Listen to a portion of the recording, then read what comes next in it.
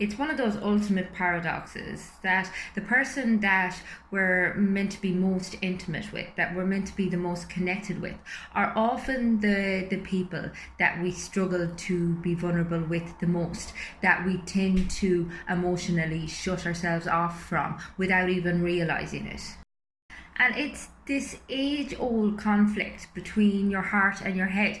I mean, as a species, we are driven for emotional bonds. We are designed to bond. We are designed to attach to each other and to connect. I mean, when you shut somebody off emotionally, when you put them into isolation, they actually begin to shut down completely.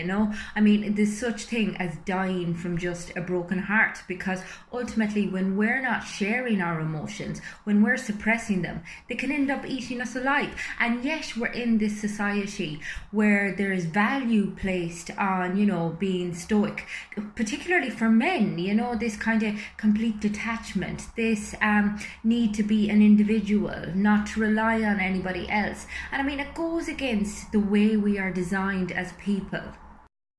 And consequently, so many individuals and so many couples find themselves in this place where they feel completely disconnected, isolated, and misunderstood, particularly in between couples. I mean, oftentimes the woman craves a connection that little bit more, and men feel that it's just not their place, or they have an inability to express or to meet that need. And it's not that. Men need connection as much as women. It's just that there has been this almost brainwashing through the way you're brought up, that men don't feel, that they don't express emotion, and it's so unhealthy, and it leads to so much disconnect and mental health issues. And it's the same when it comes to individuals. So many people are struggling with their mental health. They're struggling in their relationships. They're feeling completely disconnected from the world. And they're dealing with all of these emotions that they're not equipped, not trained to experience. So they're pushing them down, and they're trying to soothe themselves in with their phones, with food, drugs, alcohol, training, sex, whatever. They just find something to kind of pacify themselves. And this kind of self-soothing continues, and as a result we lose our ability to appreciate things in life, because I mean, there's just this instant gratification, short-term fix that we can indulge in that will make us feel better temporarily, and that we're convinced is our cure. And this is how addiction occurs.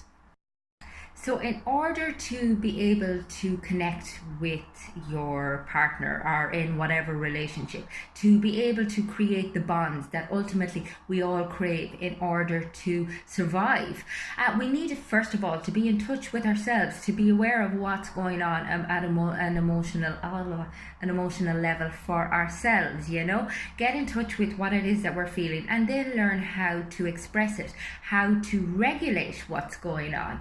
And then as time goes by, being able to trust enough, building up that trust within the context of a relationship. And this, it requires a certain level of vulnerability on both parts. So it's about requesting the presence of your partner. So it's so important that you give each other that gift, being able to sit down, have time together where you connect, where you are completely present, and where you actually hear each other.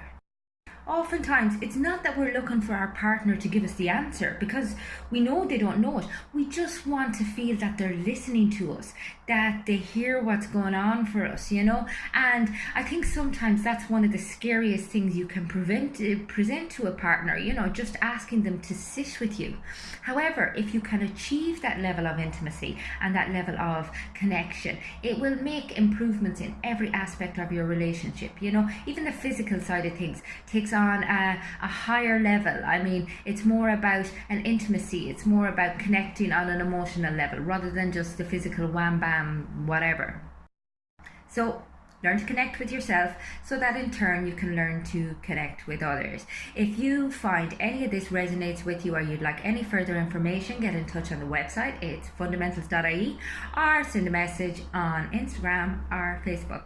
Have a great day.